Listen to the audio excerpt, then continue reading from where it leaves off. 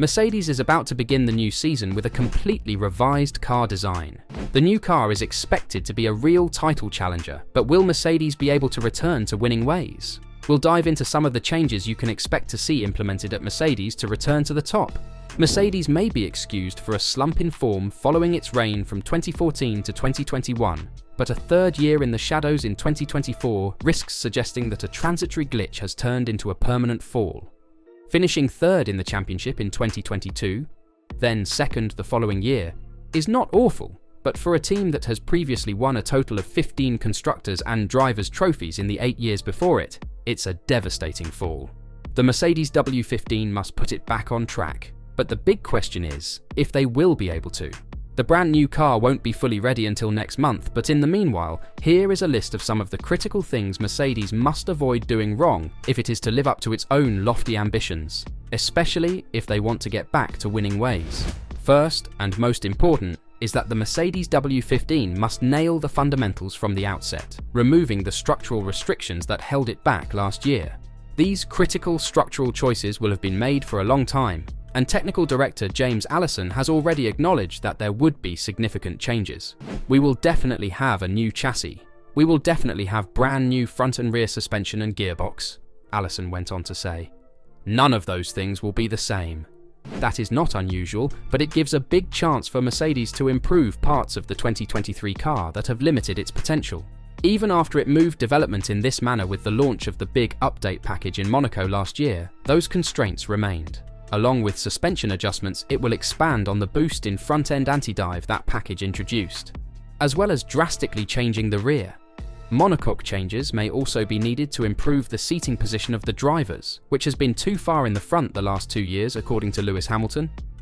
Not only would this allow Mercedes to change the location of the necessary side impact structures, which are positioned to allow for the zero side pod bodywork geometry, but it may also choose for a more V-shaped chassis, as debuted by Red Bull in Pace 22 and aggressively developed by it in i23. So it's safe to say that the skeleton of the car will alter dramatically in 2024, and Mercedes must get it right to avoid being caged in for another season with a bad base design. Next to creating a new skeleton which would enable Mercedes to start working on the car from the bottom up, they need to start working on the platform. The interplay of aerodynamic features and mechanical platform is crucial in this generation of F1 cars. This is why the previously mentioned improvements to the front and rear suspension are so critical. One of the goals of the Monaco update last year was to improve platform control, although Mercedes could only take a tiny step in that direction by adding extra anti-dive to the front suspension. The gearbox case hindered Mercedes' ability to adopt Red Bull's more aggressive anti-squat geometry at the back. This was accomplished by building a framework on top of the gearbox.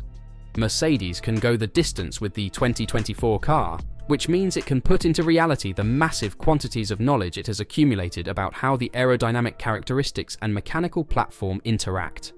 Quite a lot different, Allison stated at the conclusion of last year when asked how much better understanding of the current generation of F1 cars was compared to a year ago.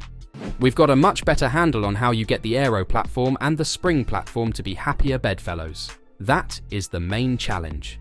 This might seem like a good message, but it's actually quite similar to what they said last year. And when 2023 was about to start, they were pretty sure they had their concept in check. But in Formula 1, the term concept is used frequently, yet is poorly defined. It is frequently attributed to the outward appearance of the car, but with F1 cars nowadays, it is more about the performance windows in which you wish to operate. The zero side pod design was frequently referenced as the basic concept and design theory of Mercedes cars in 2022 and early 2023. But, as the team said, it wasn't. Allison instead speaks about conceptual considerations in terms of how a car acts rather than how it appears.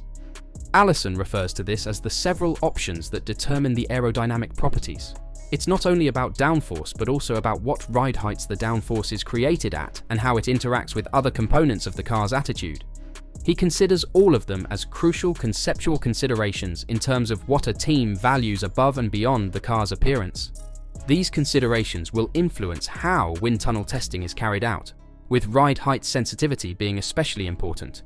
If the decisions taken are accurate, it will be up to Mercedes to evolve swiftly enough to catch Red Bull, but this will require them to create a car that is suitable at multiple ride heights, as this is also one of the main reasons why Red Bull was able to dominate the last 2 seasons. Enabling this for the W15 could mean that Mercedes will at least be competitive at almost every track during the season. But completely modifying the car could also completely ruin everything they've built up to now. On the other end, not doing anything or at least staying within the same concept has cost them more at this point. Mercedes chose to maintain their car concept into 2023 after a reasonable comeback in 2022, emerging as a race winner late in the season, but there was a surprise in the shape of regulation revisions implemented to address concerns about the physical toll porpoising placed on drivers. The main difference was a 15mm increase in floor edge height. Allison describes it as quite late in the day, but admits it meant the cars would bounce less. How to reply to it was the question, and clearly Mercedes' response at the time was not good enough.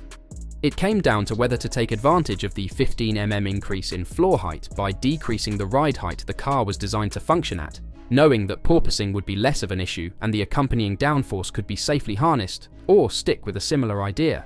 Mercedes opted for the latter. This choice was taken because its performance increased significantly during 2022, thereby fooling the team into thinking it was on the right path. Allison confessed that Mercedes had been too cautious, which meant that the car was designed to have a higher than ideal ride height.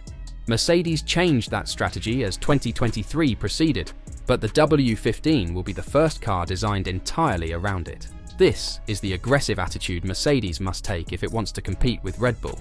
But creating that car around a whole new concept hasn't been easy for Mercedes, as the team has lost its way in recent years. And Allison spotted that flaw after returning to the front lines as technical director in the midst of the 2023 season.